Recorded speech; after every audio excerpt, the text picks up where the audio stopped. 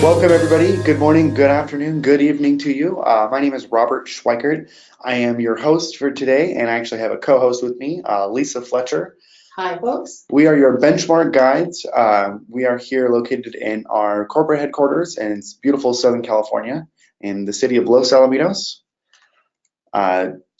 Today, we will be trying to answer your questions as much as we can, but also provide some insight to industry best practices for following in order to obtain the highest level of success. So for those of you who would like to join in the conversation, feel free to use the hashtag benchmarkalive. We do have representatives that are available to you right now to answer your tweets. If you want to go ahead and ask your questions privately here through our webinar here, you're welcome to do so. Just navigate to your questions control panel and go ahead and just type your responses there. We'll try to take our time throughout the webinar and visit back that page to answer your questions for you guys. So today we're going to be jumping into the fourth webinar of our webinar series called Respect the Inbox. Now, people always ask, what is Respect the Inbox?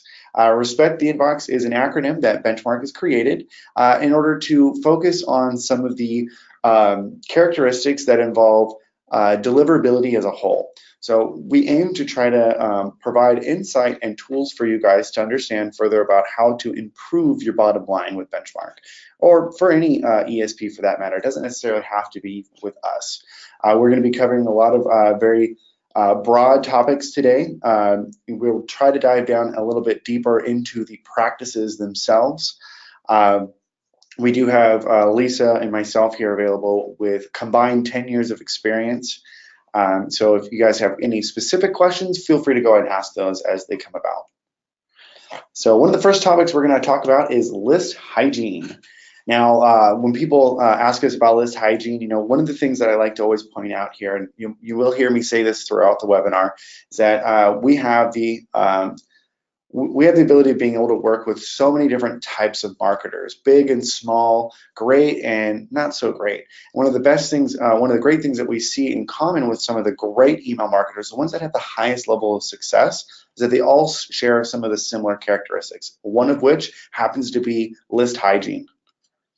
Now, one of those practices, and when we talk about list hygiene, is going to be list cleaning. Now, list cleaning is not to be mistaken as list verification, and we're going to get to that in a little bit, but list cleaning is something that we want to get, it's a good practice to get in the habit of doing every so often. Now, when I say every so often, we're going to kind of break that down a little bit to allow you to further understand what that means. But let's first cover what are the things that we're going to be cleaning from our list. Now, the first thing that we have here are bounces. Now, it's not going to be all bounces. It's going to be a very specific type of bounce that you want to monitor. You're going to have two different types. You're going to have soft bounces and hard bounces. And with Benchmark, you actually have a third bounce as well called a confirmed bounce. And that confirmed bounce are the ones that we aim to remove from the list, which will then further reduce this list size that you have. And eventually, depending on how many that you have, you actually may be able to lower your list plan. So you actually see some, differences in terms of cost by doing that. Something to keep in mind is that we always recommend that you are cleaning your list periodically. Now, if you're an intermediate sender or someone who has a lot of volume, meaning you're sending 3 or 4 emails a month, you want to clean a lot more regularly. For those of you that are only sending 1 or 2 emails every quarter, it's not going to be necessary to clean your list every couple of months, but it is something to get in the habit of doing at least twice a year. If you're sending more often, of course, every month or every other month might be something that might be more suitable for you. Going into our next topic would be your unsubscribes. Now, unsubscribes are automatically removed from your list. They're actually added to a master unsubscribe list, which will further suppress them. Let me clarify that. So they're not actually removed from the list, as they're marked in the list and they're added to the master unsubscribe. I know that's what Robert meant. I just wanted to make sure that you guys understood. We don't remove any contacts from your list at any time. What it is we will put a mark on that if we can no longer deliver to it. And so hard bounces are marked and unsubscribes do get a copy added to the master unsubscribe, which is an automatic suppression. Yes, thank you for the clarification. I know that I say remove because it does actually alter the total count, your active subscriber count. But the idea there is if you end up having someone that's unsubscribed, you may have several other lists that are on your desktop or within your office that you guys are shuffling around. And if for any reason you were to accidentally upload that list and it contained people who had unsubscribed, fortunately, we keep a record of that, which means when you upload that, they will be suppressed. So don't worry anything like that. If you end up uploading a list that may contain those, you're still protected. And then lastly, we have unengaged contacts. Now, unengaged contacts can mean a couple of different things for you. Typically, it means that someone hasn't opened emails in a number of emails. Now, with respect to list cleaning, we want to take into account how success works in email marketing. When you're sending a lot of emails, spam filters, they're going to score you based off of your behavior. If your emails are desired, meaning they're open and clicked through, they're heavily engaged. That will help boost your score. Now, if you contain a list that you're always just keep marketing to, but you're not really filtering or, in this case, cleaning out those people whom are unengaged, you have the potential of sending emails to addresses that are just not engaging, and that can actually reduce your open rate overall and also your click-through rate. More importantly, and that really does change how your sender score is, how it will fluctuate, increasing or decreasing based off of that. Now, Lisa and I were talking about some of the practices that revolve around list cleaning, and one of those big things is removing these unengaged contacts. And this is when we say remove them, we don't necessarily mean completely remove them from your plan, although it is something you can do. We just highly encourage that you create what is called a re-engagement list. And the way of doing that would be to list clean. Now, Lisa, you were telling me earlier that we were kind of having a debate back and forth revolving around how often people should be doing this. And I think that at least twice a year is something that you should definitely do it. But again, you were mentioning people who send more often and more frequently, they should definitely be on top of that. Right. So if you send only a few a year, of course you're going to need to use list cleaning less. But if you're sending very often, say you're doing 3 a week, if you're not cleaning at least once a month, you're going to fall behind, and there's a good chance that maybe you'll miss a contact that is no longer using that email address, and it turns into a spam trap. So this is why list cleaning and list grooming is important. Definitely. So when we think about list cleaning, it is actually a feature that's built into each one of your lists. So if you were to navigate into your contact list tab, you'd select any one of your lists. You'll actually see that there's a little button at the very top that says list clean, or clean list, I believe. And there you'll be able to determine those confirmed bounces. You can remove them or add them to a new list. You can also identify those who are unengaged. There's a drop down that appears there, and you can choose 5, 10, 15, or 20 campaigns. Again, that frequency really depends on how often you're actually sending. Lisa was mentioning a minute ago that if you're sending only a few emails, maybe five emails. So if you look at the last 5 emails that have been sent, who are the individuals whom have not opened any of those 5? If you're sending more frequently, maybe 10 or 15 campaigns might be more sufficient in those terms. So kind of take that into account. You want to grab these contacts, and you can easily put them on a new list and do something that we like to do. I try a re-engagement strategy. If they haven't opened in 5 or 10 campaigns, I'm going to change up everything. I'm going to change the subject line, and I'm going to make a little sweet, simple email to them and simply ask them, hey, are you guys still there? There's nothing wrong with doing that, and they can always respectfully unsubscribe, but you're giving them at least that last opportunity before you put them on a list maybe only mailed to once a year or maybe once a quarter, something like that, less frequently. You want to keep them away from your normal everyday type of sending, because you want to try to keep that list as clean and true as possible to help stimulate the highest open rate and the highest click-through rate. So again, we talk about cleaning regularly. This is something that is very important. For those of you that may be running into lots of bounces, or maybe your open rate is kind of dwindled down over time, it's probably due to the cleanliness of your list. Again, like we mentioned in the beginning, marketers, I should say, that tend to have the highest level of success are those who are cleaning their list regularly and they know who are the engaged and unengaged. We're also talking a bit about the the star rating that we have as well. Exactly what I was thinking. So go ahead and take that off, Lisa. Let's talk a little bit about that too. Okay, so maybe just looking at the list cleaning tool, the numbers there isn't enough for you. You need more proof to know that your contacts are maybe not as good as you thought. A lot of people feel this way. So we instituted within the list, you can check the star rating of each email address. And what that means is the more stars they have on them, the more engaged they are. Yes. If it only has one or no stars, they're not engaged hardly at all. They may have opened one email ever. So you want to use that if you want to look on an individual basis to see how healthy those contacts are. And there's another thing within the list cleaning tool that you have the option to create a list of just those, yes. So you can send that email that Robert had mentioned about re-engagement. Yeah, and it's a great way of being able to try to bleed out your list for as long as you can before you end up removing them. But if you've noticed that you have a group of people that haven't opened in 10 campaigns, there's nothing wrong with removing them from you can move them to a list and then download that list and keep it on your desktop.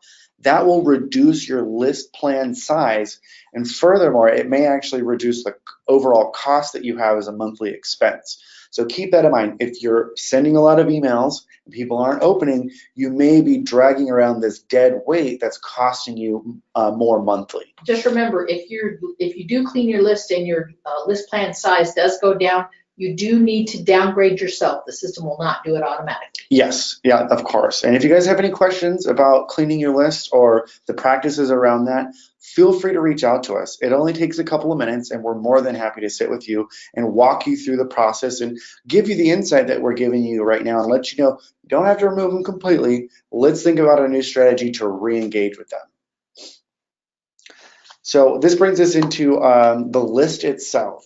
So as most of you know, Benchmark and a lot of other ESPs, we are an opt-in only service. What that means is that your contacts have specifically requested to receive information from you, not from a third party, not from a partner, but from you. They've come through your sign-up form on your website, they've come to your storefront and they've requested that, they've filled out some type of form.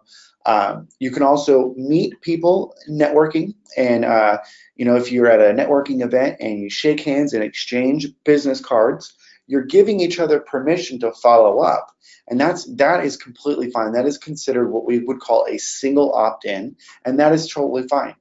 Now, there's another type of opt-in. There's a double opt-in, and Lisa, do you mind explaining that a little bit? So a double opt-in isn't just that they gave you their email address. It means that if you're doing it through a benchmark form, it's going to automatically send them another email once they've been added to the list that has a link. And when they click on that link, that creates the double opt-in and it records the IP of where they're at. So it's confirming by that action from them clicking, confirming that yes, they would like to be on the list. Correct. And as you can imagine, ESPs, email service providers like Benchmark, this is what we want to see. We would love to see that all of your contacts are going through double opt-in. Now, the benefit of a double opt-in versus a single opt-in would primarily be that it's a good address because an email was physically sent to the inbox requiring them to log in and click on that. So if you have someone that was messy handwriting or mistyped their email address in a single opt-in, you may not know for sure if that was a true address or not. So a double opt-in totally eliminates that. Another advantage would be if for any reason, this tends to happen from time to time, is that you might have reports of abuse complaints. Abuse complaints, that would be someone marking your email as junk, even though they've come in through an opt-in form.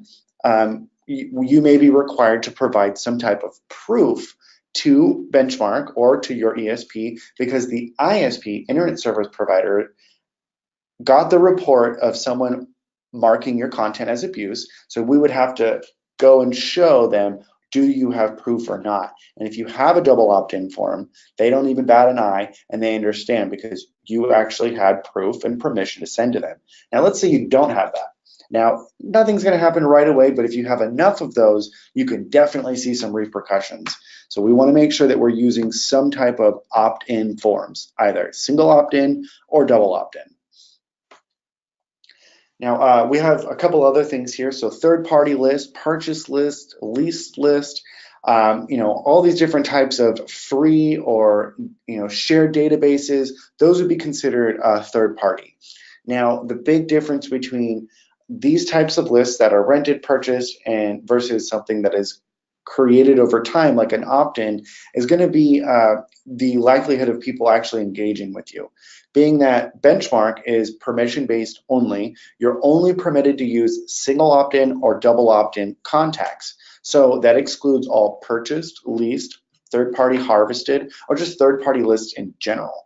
So if you're a real estate agent and you have access to your NMLS list, technically you're not supposed to be using that.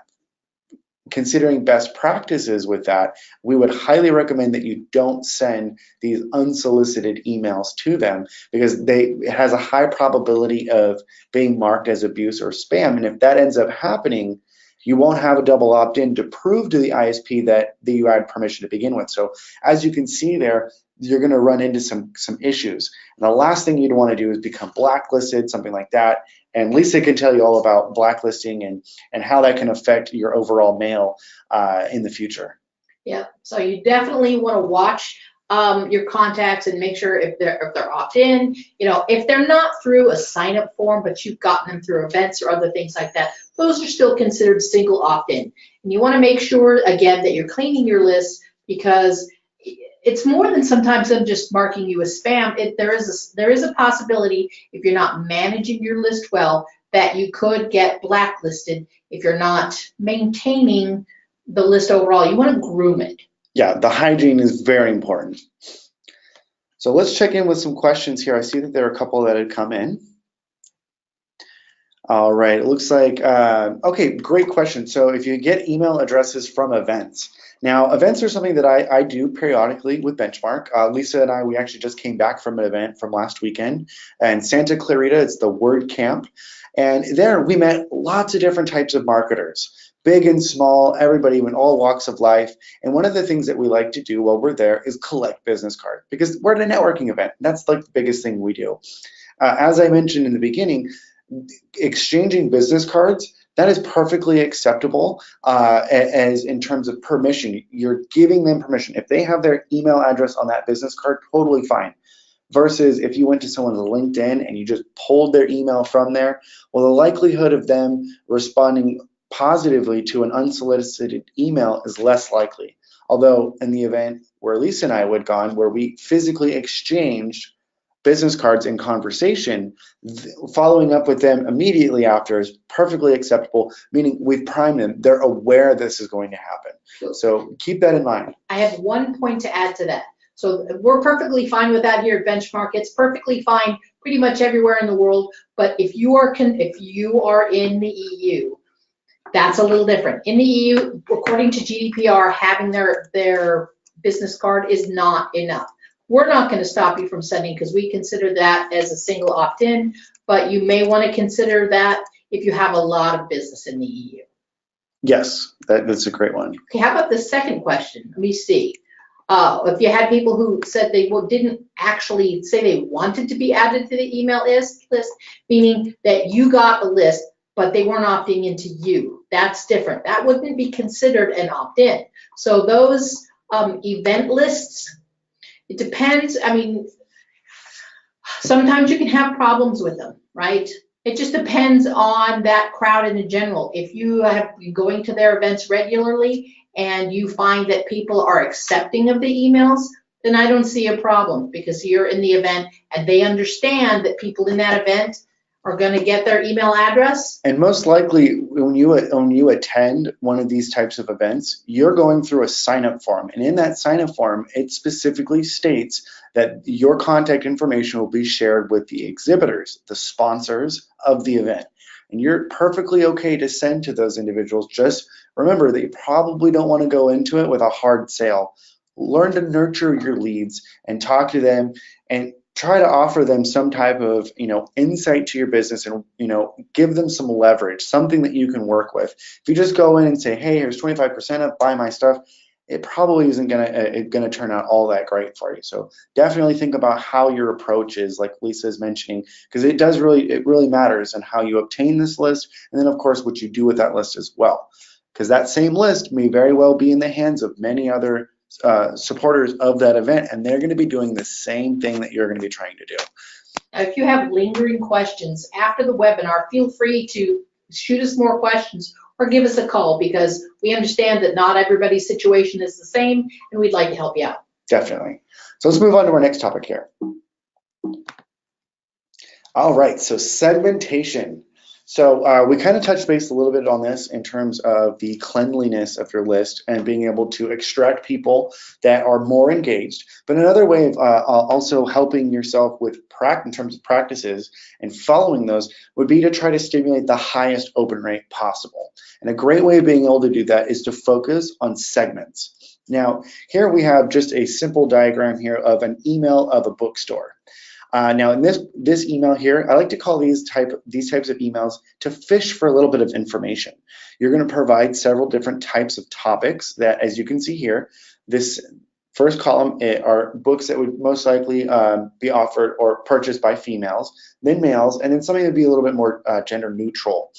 Then aside from that, we have age demographics, and depending on where someone clicks, is they're expressing interest. So if you didn't have this information, let's say you had a sign-up form, your sign-up form was just bare bones, email, first name, or maybe just email, and you wanted to start to create more engagement and create better content to your subscribers, focusing on what their needs are is going to probably play out a little bit better for us. When we think about segmenting, these are great examples of how you could simply segment. If people had touched any one of these emails, you're going to know that they're most likely going to fit some type of criteria. So definitely think about how you're putting together your emails and offer a little bit of each thing. So maybe your business isn't as easy to segment as a bookstore might be. A clothing store would be very simple to do, but you can easily do that based off of demographic, where they're located, so geolocation.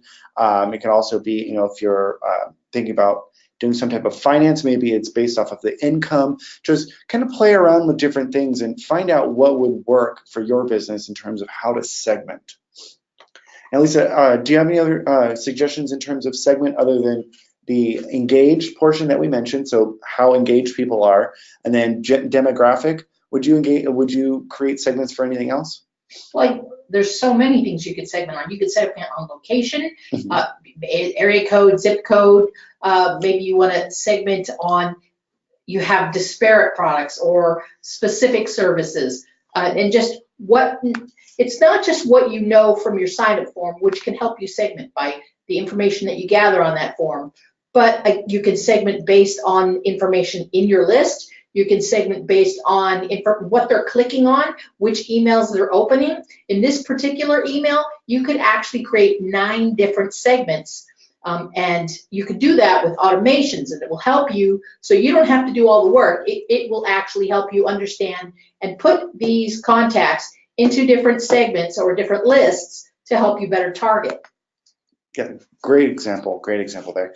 Another thing too, for those of you that are sending campaigns across the nation, so we have 4 time zones essentially, and if you're located in New York, it's 3 hours different than LA, and LA is about 3 hours difference than Hawaii, and so creating segments to target your different areas. If you want to send at 9 a.m., well, 9 a.m. is different in each time zone. If it's 9 a.m. here in LA, 9 a.m. it already passed in Hawaii.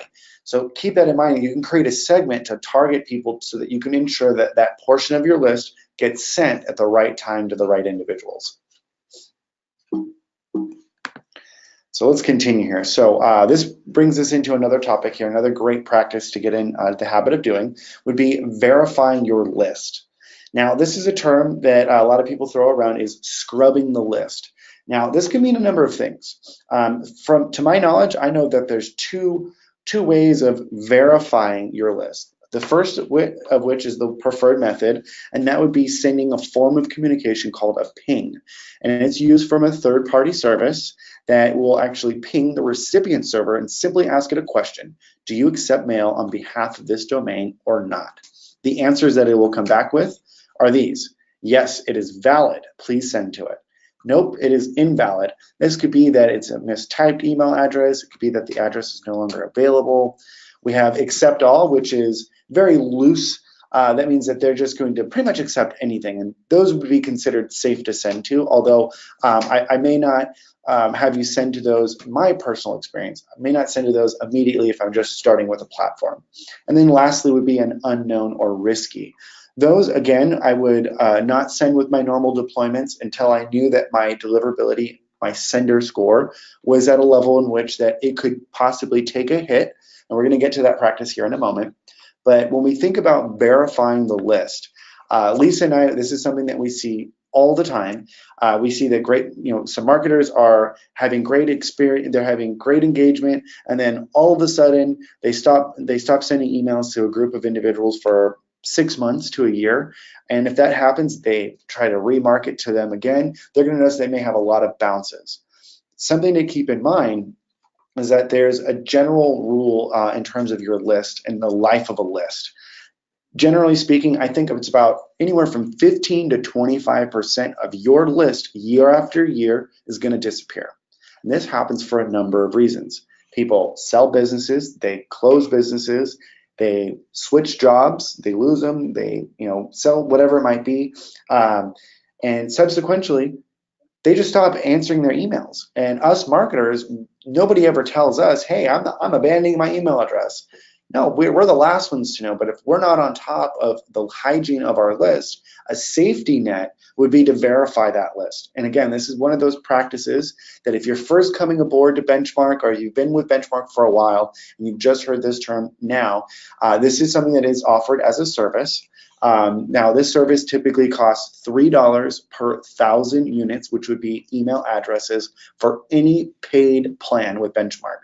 So we will gladly help you verify your contacts to identify who are the valid contacts and help you segment the invalid out, so you don't upload those, the accept alls, and the unknowns. That way you can really know that your list before you send, you'll know before it happens. Cleaning your list is something that happens after you send, and in very many cases, it might be too late. The damage may already be done. So again, verifying your list is very important, and it'll help upkeep the hygiene of that list, especially for a list that you don't know. So those of you who are growing your list over 10 years and you haven't verified it, it's something that the peace of mind that it provides, $3 per 1,000, is really inexpensive if you come down to it. And the benefits of it are so great, in terms of getting the emails in the inbox consistently and helping that reputation grow. That can easily turn into more revenue for you. So Lisa, when we think about list verification here, about how often is it that we're doing these? List verification, typically most of the people that I deal with are sending a few days, a month. What are the list size? Just so that we can give a scenario here for some of our listeners. For list verification? Yeah, are they sending to 10,000 subscribers, 5,000 subscribers? It's all over the place. The majority of people, I would say, are between 10 and 50,000. Okay. And they'll be bringing in their list. And a lot of times they'll find old contacts like, oh, I want to upload these, and then they get a lot of bounces, and they get marked. Now next, their domain is blacklisted, and so I tell them, hey, make sure if you don't know how old that contact is, not just how old when you got it. That's not what it's about. When's the last time you successfully sent to them and they open an email? If you don't know that, you should verify the list. Great example. Great example. Yeah, so list verification, again, it does come at a cost. For those of you who are new to Benchmark, Benchmark does offer a promotion right now that if you're in a free plan and you're looking to upgrade your plan, we'll actually verify up to 100,000 of your subscribers absolutely free, as long as it goes towards an upgrade for today. So that is something to keep in mind. For those of you that are listening right now, we're happy to help offer discounted list verification for those of you who are attending this webinar with us here today. Feel free to reach out to myself, Robert Schweikert, or Lisa Fletcher. Either of us will be more than happy to help facilitate that for you. And it generally will take it'll be done within an hour, and we'll be able to get those contacts uploaded into your account for you. So our next topic here are the no replies. So these, you're going to run into them, and there's just no way around that. These types of email addresses, if you're seeing that there's a trend of these, and you're seeing a lot of these, it may be something that you want to start to monitor and filter out. It is something that you definitely want to keep in mind, that these no replies, they are they're responses, but they're not quite engagement. So it's not like someone opened an email and clicked through them. Spam filters like to see that because, again, that's what affects your sender score. So avoid using these as much as you can. It definitely does help. So also considering role-based email addresses as well. So when we think about what is a role-based email, that would be your common contact us at benchmarkemail.com, or support at benchmarkemail.com, sales at benchmarkemail.com, something like that, where it's a generic mailbox that you're going to be sending to. Email marketing, best practice, you want to send to an individual. You don't want to send to an abyss inbox that may not be open regularly. That it's very likely that could happen. All right, let's jump into our next one here. So here's a couple of examples of those role-based emails. And a regular email. And a regular email, yeah. So there's that's the difference between that. So Lisa, I do know that there are some practices where people, they might have a small shop, something like that, and they do use their generic role-based email as their primary email address, and that happens all the time. And you're definitely going to know if you have a list that contains a lot of them. Most likely, you're not going to want to send to them. That may look a little bit concerning to any ISP or any ESP, any platform that you're using.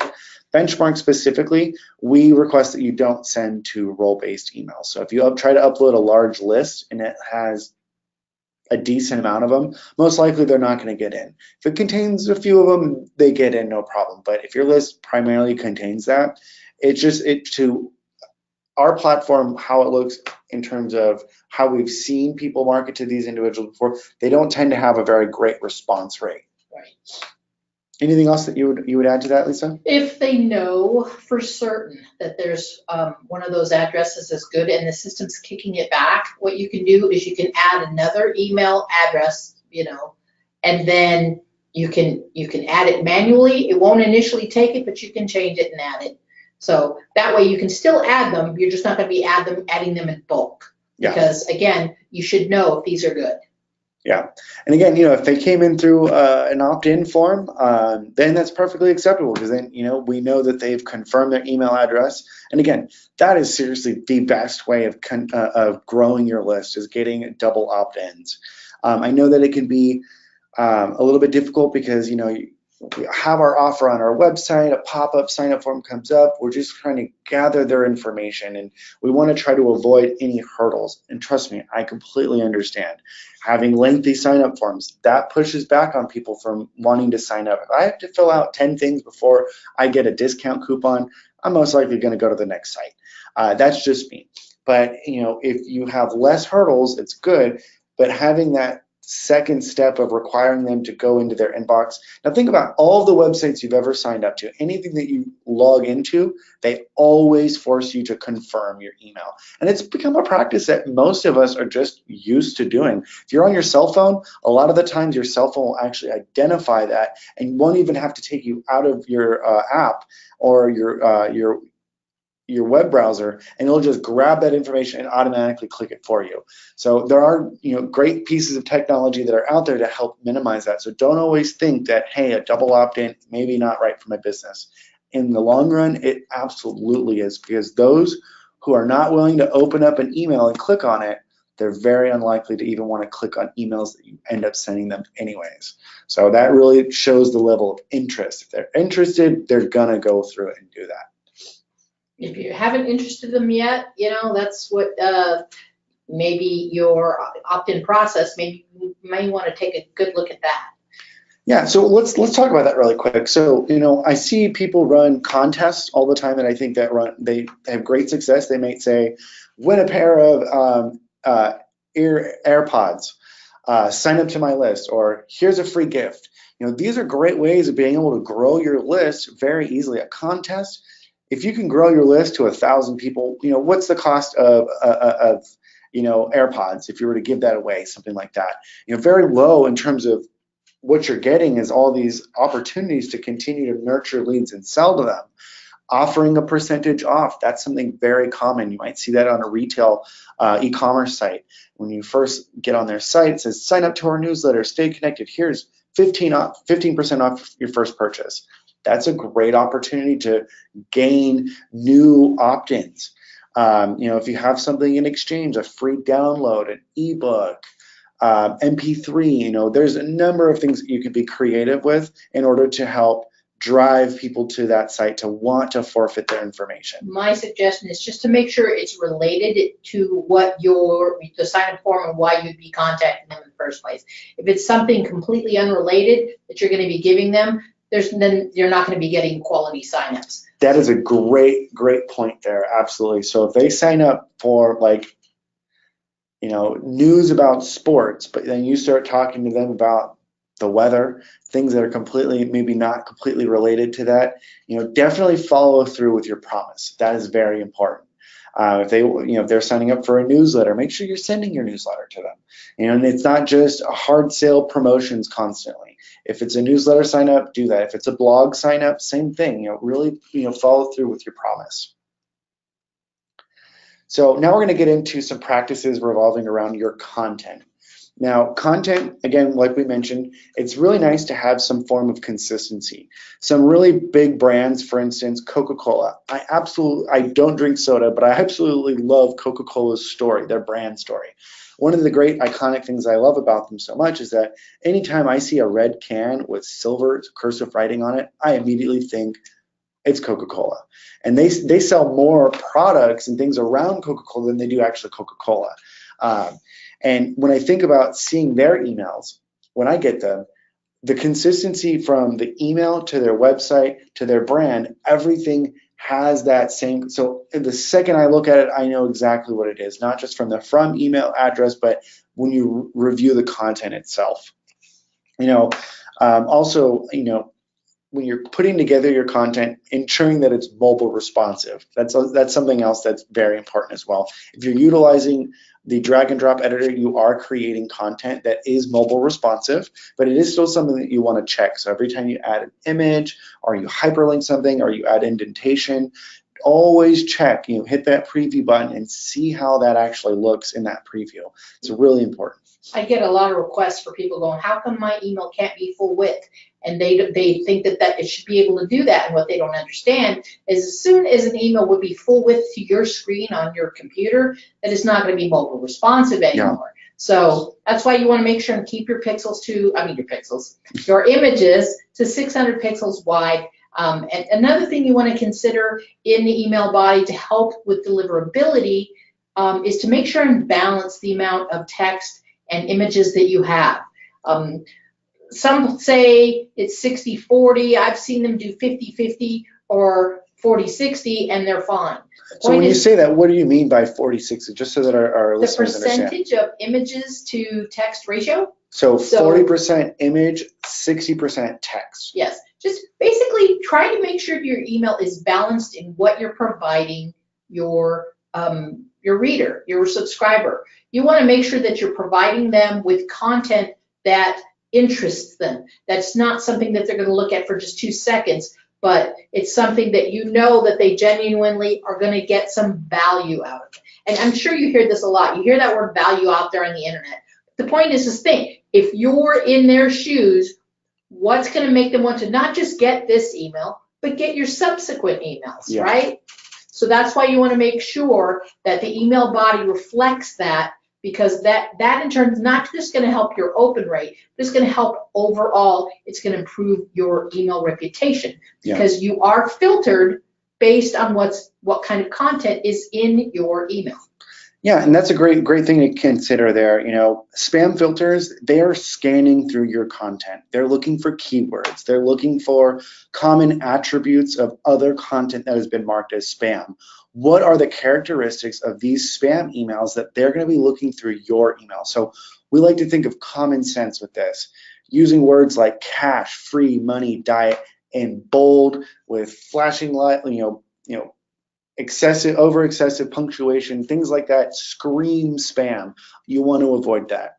Another thing too, when we think about the email body, is that many of you may actually be working with franchises or other companies that might be providing content to you in the form of a PDF. It might be a flyer. And if they provide that flyer to you, I call it the lazy marketer, is someone who's just going to grab a big image and throw it in the body of an email. That is a no-no. You do not want to do that. The reason for that is these spam filters, they're looking for these characteristics. People who are going to be lazy about putting content together, a PDF that's not going to be mobile responsive. It's just not going to be. It's designed to be printed on a piece of paper, not to be stretched on over 1,200 different screen sizes. Your desktop screen size is very different than your mobile device. One's horizontal, one's lateral. Yeah, there we go. So definitely keep that in mind when you're creating content. If you have that flyer, break your flyer into sections. Grab the header portion, build that header portion, build the body. Make sure that you're encompassing this ratio of 60% text versus 40% imagery. And as you progress and your reputation becomes stronger, meaning your sender score is higher, you can get away with doing something more like 50-50, or even 60% images and 40% text, but only start to consider that if you know your deliverability is good. A great way of seeing that is your health meter, your reputation health meter should be above a 6. That way that you really know that when you're sending content, it's most likely not going to be viewed as that. When you're below that, you're going to be scrutinized a bit more. So let's talk a bit more about some of the things to consider here when you're creating your content. Now, the first thing I always like to mention to people, common sense. Think spam words. Your spam words, you can go to HubSpot.com or you can just type in what are common spam words in Google or Bing or Yahoo, and you're going to get a plethora of information. But all of it, it's a good thing to go in and just give it a once over. It's common sense. Giving big percentages, it's okay to give percentages off of things. I'm not saying not to do that, but you don't need to say it 10 times. You don't need to say it in bold. You don't need to say it in cap locks, and you don't need to say it in the subject line. It doesn't need to be written everywhere because that just screams spam. So, avoiding words, that are in, make money at home. Think about other ways of being creative saying these types of things. Right. So look at your own inbox, your spam box, and just look at those emails. Click on a few of them and you're going to see how common a lot of these mistakes are made. Repeating characters like question marks, exclamation marks, yes. Those are not a good idea. You can use emojis in the subject line and have that ability in benchmark, but you don't need 3 of them. Yeah, if you're excited, it's okay to have one excited emoji, or one in the beginning and one at the end. That's something common and that's acceptable. But if you have 100 stamps that are there, it just screams spam. It gets picked up very, very easily. And something to keep in mind too, when you're building in any of our editors, we do have a feature that's built in that allows you to actually check to see the spam rate. The spam rate is available to you, but we also have another feature it's a product through Litmus that allows you to do what's called the spam check. Oh, the inbox checker. Inbox checker, it comes at a cost. It's $14 for 100 tests, but boy, is it worth it. If you're changing your strategy, you're trying out a new email for the first time, it's worth it to buy the test and to check to see if you're hitting any of those words. Maybe not your everyday newsletter, it's not something necessary because I mean, you could do it. I'm not going to say not to, but it's not necessary. I really recommend doing it if you're trying something new and you're just not sure. It's always best to try to use what technology you have available to help you gauge what that success is, to ensure that you're not making some of these easy mistakes. Lisa mentioned, images being 600 pixels wide. That's very important as well, because mobile responsive, if it's 1200 pixels wide, it's gonna, when you open that, it's gonna look like it's zoomed in. There's just no way around that. Right. And this next bullet point, it can apply for those of you that are using the drag and drop editor. Let me translate it a little bit, okay? So when it's saying trim code, what they mean is just not having excessive code. In your case, if you're using the drag and drop editor, it just means, and the fact that it's under 100 KB, you don't want your email to be too long. And how you can check how long an email is if you're at the top of your email and you're in the editor, maybe you're looking at the preview. Hit page down. If you're hitting page down more than 2 or 3 times, your email is too long. They will block you on a super long email. Yes. So make sure if you're not doing your own code, you're using the drag and drop editor to limit how long that is. And again, the page down feature on your keyboard is a good way to determine that. Now, I have a couple questions here revolving around content, and I'm glad that people are asking, because this is something that there's so much to say about content. The question here is, how do I know if I'm using too many images? Now, again, with that ratio that we were talking about earlier, it does really depend on the email content itself. For instance, if you have an e-commerce site and you're trying to show all the different products that you have, give descriptions. A lot of people don't do that. They just give the name of the item and the cost of it. Or a sell button. Or a sell button. And that right there, I mean, they're great call to actions, don't get me wrong, but give them descriptions in there. You can have lots of images, but give them descriptions, give them more give them meaning behind it. Have a little description about what that is. Adding reviews of previous purchases, adding those just to fill up space in the bottom of an email if you have too many images, that's a great thing to do. Grabbing article headlines and descriptions of articles, adding those there. And then if you want to have a really lengthy article, have a read more option and have that posted on your website, because ultimately your email is just designed to keep them interested. And if they want to learn more, you need to be directing them back to your website where you do all of your selling. That's where all the big selling happens. You're going to have all the best content, everything like that is going to be on your website. So the idea, get them from your email to your website. So just give them enough. Don't be giving them 3-4 pages of content. I'm sure that content's great and it's meaningful, but it's not necessary in every email. So I do see a question here on somebody who's saying, well, what about them not using images? Sending less images is fine. It's only if you want an image heavy email that you want to balance it. Yeah. But less images and having less images than text is never a problem. So there's another thing to keep in mind with an email, sending bulk emails. You want to keep them down in size. So having attachments is not something that you want to do. Bulk email services, you can send attachments, although spam filters tend to pick up that. A great alternative to that would be to use a download now button. And any image that you add into Benchmark, or any button or any action, you'll notice that you can hyperlink a word, you can make an image a button that can redirect the URL, or you can attach a file to that button and allow it to be downloaded upon that. That will reduce the weight, I keep saying weight, the size of an email. I don't know, I always correspond it to weight, I don't know why. Okay. The size of an email, and so you really want to keep that in mind, less than 5 megs.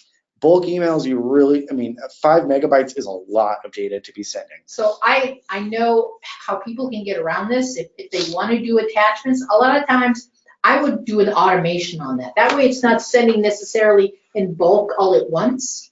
And this way, maybe it's a sign up, or maybe it's click through in the email they're in. It would then spawn off another email. So you don't want to automatically give it to everybody, because that may damage your deliverability. So set up an automation. Yeah, great idea. So let's continue here. I see that we're getting a little bit close to our time.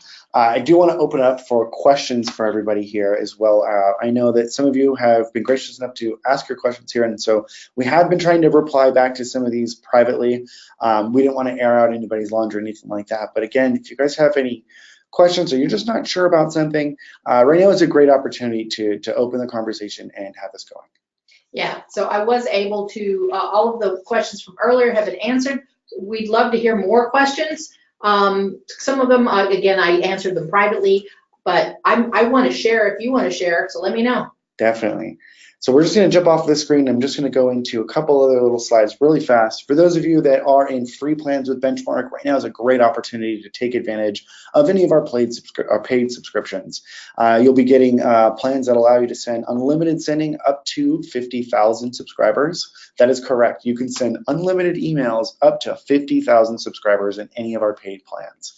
You can also remove the Benchmark logo. So those of you who see the Benchmark watermark in the bottom of your email, once you're in a paid subscription, you can request to have that removed.